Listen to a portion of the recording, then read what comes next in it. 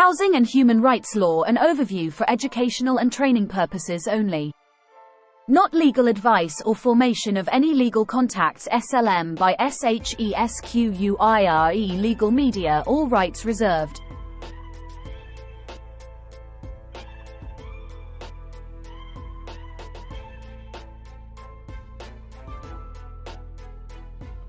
Housing and human rights law here.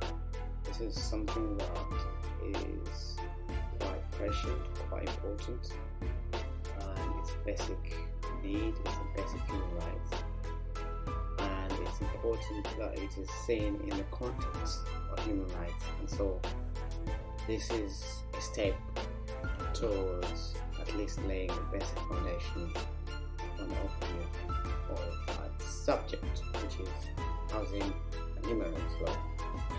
I hope you find it helpful. Thank you. Enjoy listening. Housing reforms in the UK, within a human rights context, to align domestic policies and practices with international human rights standards. Here are some suggested housing reforms in the human rights context in the UK. 1. Affordable and social housing expansion. Increase the supply of affordable and social housing to ensure access for all, with a focus on vulnerable populations and low-income individuals and families. Develop a comprehensive national housing strategy to address the housing crisis. 2. Non-discrimination legislation. Strengthen and enforce anti-discrimination laws in housing to ensure that individuals are not denied housing or treated unfairly on the basis of race, ethnicity, gender, disability, sexual orientation, or other protected characteristics. 3. Housing for vulnerable groups.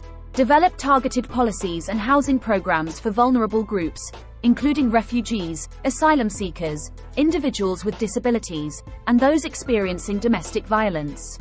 Provide appropriate support and accommodation. 4. Homelessness prevention. Implement measures to prevent homelessness, including improved access to emergency housing and support services. Develop early intervention strategies to assist those at risk of becoming homeless. 5. Protection from forced evictions. Ensure that evictions follow due process, are not arbitrary, and provide adequate alternatives to those affected. Strengthen tenant protections against unfair evictions. 6. Tenant rights and rent controls. Enhance tenant rights, including longer-term tenancies, increased security of tenure, and stricter rent controls to make housing more affordable for renters. 7. Access to legal aid. Ensure that individuals facing housing-related legal issues have access to affordable legal aid and advice to challenge unfair practices and seek remedies. 8. Upgrading housing standards. Enforce and improve housing standards and regulations to ensure that all housing is safe, habitable, and free from health hazards. Implement rigorous inspections and sanctions for non-compliant landlords. 9. Data collection and transparency. Collect and publish data on housing conditions, homelessness, and evictions to inform policy decisions, allocate resources effectively, and ensure transparency and accountability. 10. Community engagement. Involve communities, including marginalized and vulnerable groups, in the decision-making processes related to housing policies and developments that affect their neighborhoods. 11. Cross-government coordination. Ensure that housing policies are coordinated across different government departments, including health, education, and social services, to address the interconnectedness of housing with other human rights. 12. Human rights impact assessments. Conduct human rights impact assessments of housing policies and practices to identify and mitigate potential violations and disparities. 13. International human rights commitments. Ratify and fully implement international treaties and agreements related to housing rights, such as the optional protocol to the ICESCR, to enable individuals to seek remedies at the international level. These suggested reforms are meant to align UK housing policies with international human rights standards, promoting the right to adequate housing for all citizens while addressing inequalities, discrimination, and inadequate living conditions. While Western Europe and the UK share many similarities in terms of housing rights and standards, there are also differences that reflect variations in national policies and approaches. Here's a comparative overview. Differences. 1. Social housing models. While both regions have social housing, the specific models can vary. Some Western European countries may have a higher proportion of public or non-profit social housing, while the UK has a mix of public and private providers. This can affect the availability and affordability of social housing.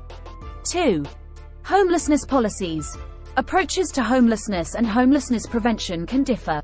Some Western European countries may have more comprehensive strategies to address homelessness, including provision of shelter and support services, whereas the UK may face challenges related to rough sleeping. 3. Tenant security. Tenant security and the balance of power between landlords and tenants may differ between Western European countries and the UK. Some countries have longer-term tenancy agreements and stricter rent controls. 4. Regional variations. Housing standards, policies, and outcomes can vary within countries, including the UK. Differences may be more pronounced within the UK compared to smaller Western European countries. 5. International human rights commitments. Both regions are typically parties to international human rights treaties related to housing rights, allowing individuals to seek remedies at the international level if their rights are violated.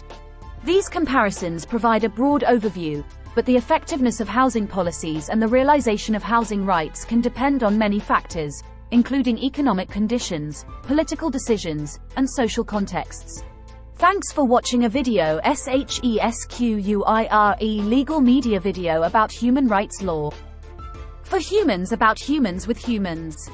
Not legal advice and no legal contracts formed. All RIGHS reserved. Please share and subscribe.